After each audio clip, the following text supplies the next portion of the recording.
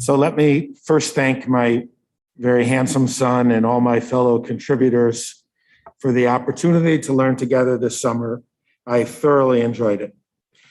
In regards to having been afforded this wonderful opportunity to share with the Road Faith community some of the insights we have gained in working through some of the Rosh Hashanah prayers, there are two relevant things you should know about me.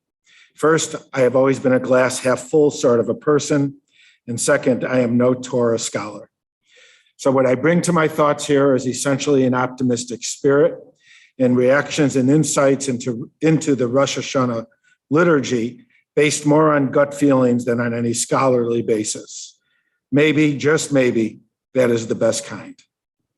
For me, it is impossible to think flat out and possibly flat out wrong to think about the Rosh Hashanah prayers this year without heavily factoring in the experiences that all of us have gone through over the past year and a half.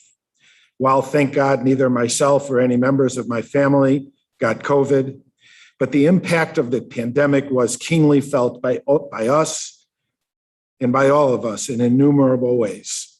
For myself, that was felt in large ways, such as being totally isolated from our children and grandchildren, and in a myriad of small ways that manifested every day.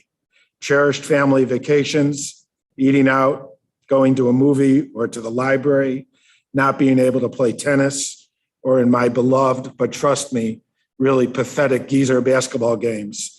I missed all of these things a great deal. But for me, there was one blessing, one life-changing blessing from having lived through the deprivations of the pandemic, and that was that I promised myself, solemnly promised myself, that I would never again, for the rest of my days, take any of those things, large and small, for granted. Those yearly family vacations, every minute would forever be cherished. Simple visits with my children, a complete blessing. In those pathetic geezer basketball games, never again, and especially at my age, would I ever take for granted what a joy it is to still be playing basketball.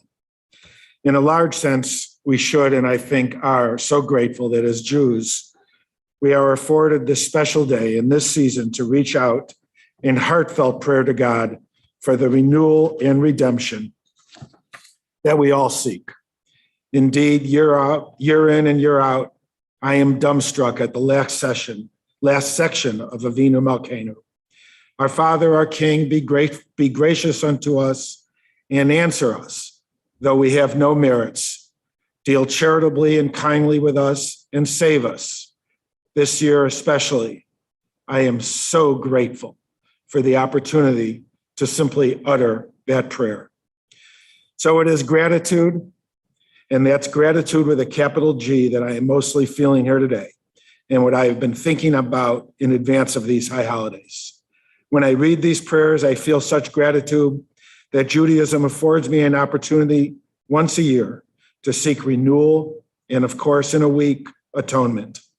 And as I sit here today, I am filled with gratitude and will never again take for granted the simple joy of being able to sit in shul and experience what a special place Road Faith is. And above all else, as I sit here today, I am filled with gratitude to God, who heard my prayers, said with a full heart 1 year ago on Zoom, asking for his protection and another year of life for myself, my wife, all of my children, and my grandchildren. L'shana tova.